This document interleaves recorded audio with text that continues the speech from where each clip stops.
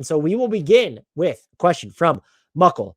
Who is your rookie of the year? Why is it Craig Porter Jr.? Now, Craig Porter Jr., I don't know where he'll end up in this discussion. I don't expect him to register in the rookie of the year discussion. He is the best rookie, though, that probably nobody is talking about. And you would even need to, when you want to we'll get into what I like about him in a second. When you're even kind of trying to consider, could he make an all rookie team? There's a few things just depending here. He's only made 22 appearances for under 400 minutes. So I don't know if he's going to have the sample. He's also on a two-way contract. And so you're going to need to convert him for him to necessarily really play enough, I would believe, to register in that discussion. And those are things holding him back. However, to get someone who's undrafted and having this much of an impact, in part because of injuries, but just in general, from what you've seen of him, there's a peskiness to him defensively, especially when he's guarding secondary guys. He'll break up plays away from the ball as well. He's a stellar rebounder for his size and will hit the glass there. And that defensive energy is important. It makes you plug and play.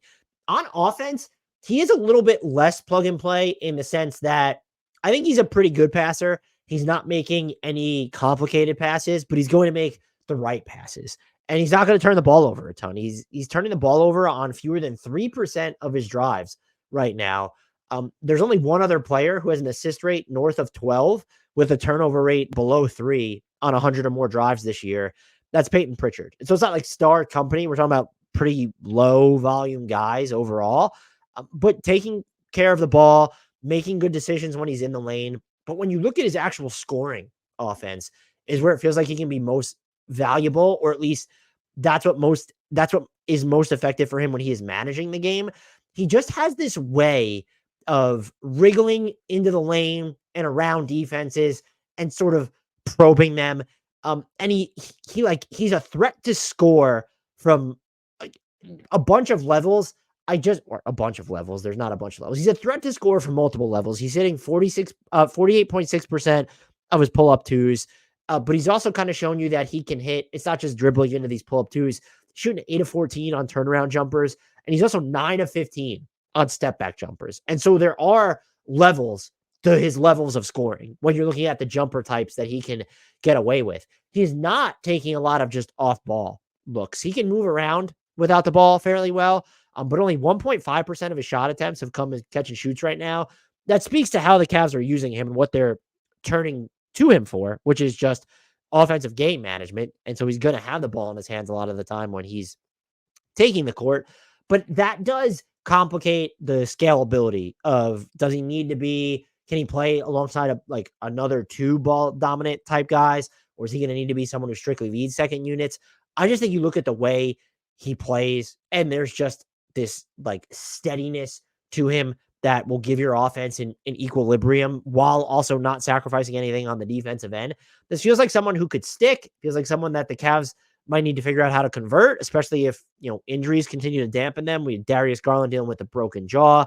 Ricky Rubio is not with the team right now while he's dealing with his mental health, and it seems like they will either buy him out or trade his contract at some point. Donovan Mitchell's missed a couple games. He is back, though. You do have Karis LeVert there. This could be someone who becomes more valuable to them depending on if this team makes a trade, where if they use Karis LeVert's salary to do something else, that makes Craig Porter Jr. a lot more important, even if both Donovan Mitchell and Darius Garland are healthy. But I do think he will, depending on how many minutes he plays, this will be someone who might be worth some just all rookie type consideration. And he's not rookie of the year material right now, but this was a fantastic find. I'm going to say they got 3 great finds leading into this year.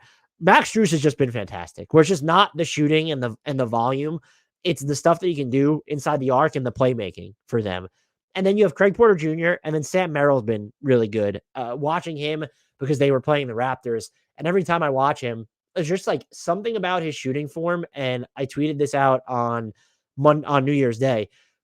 There's something about Sam Merrill's shooting form that makes me think he holds the Pop-A-Shot record at dozens of Dave and Buster's locations across the Midwest. That's what I think of when I watch Sam Merrill shoot. And so they've had some really good back to mid end of the rotate. Well, Max Strus is at the top of the rotation, but they've had 3 good finds heading into like for this season. So kudos to the Cavs.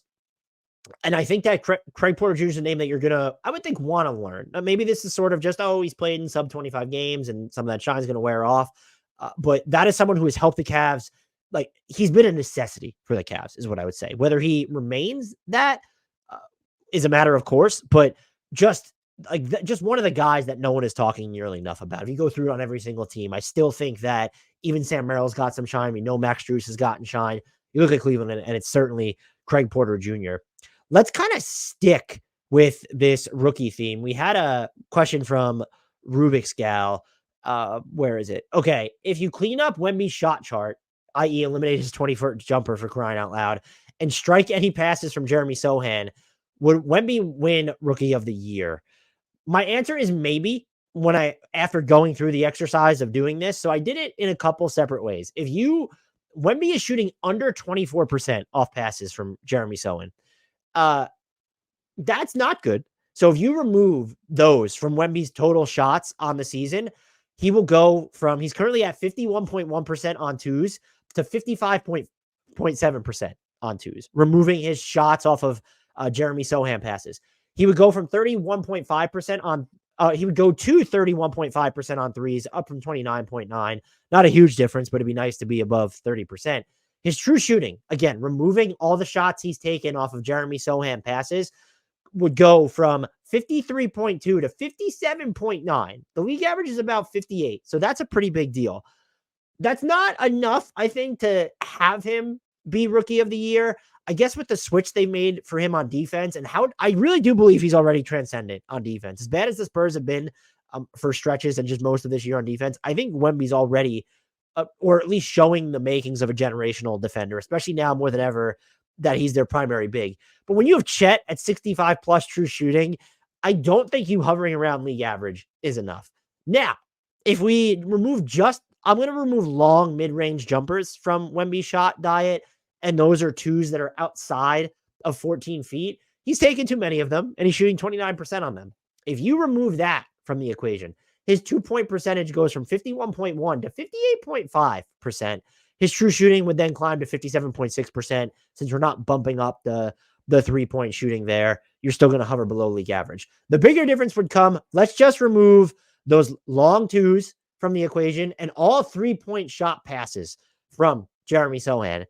His true shooting goes up to about 60 in that regard. And then it gets interesting, where it's okay, a lot of these looks are still going to be, if they're not self-created, they're going to be a little bit more complex than Chet is taking. And so if you have this version of Wemby with 60% true shooting as opposed to 53 true shooting, I think that might make him Rookie of the Year. Now, I would probably still say no. There's a narrative base of this, and I tend to underweight narratives or scoff at them a lot of the time, but this I think is a fair one. Rookie of the Year is not about who's going to be the best rookie, like who's going to be the best player overall in the years to come. If you're using that as a tiebreaker because it's so infinitesimally close, I get it. It's supposed to tell the story of this season. I do think Wemby is a huge storyline for this season, but Chet Holmgren is the second best player on the second best team in the Western Conference. And maybe he's the third best player, depending on how you feel about J-Dub. He's arguably a top 2 player on what might be the best team in the Western Conference.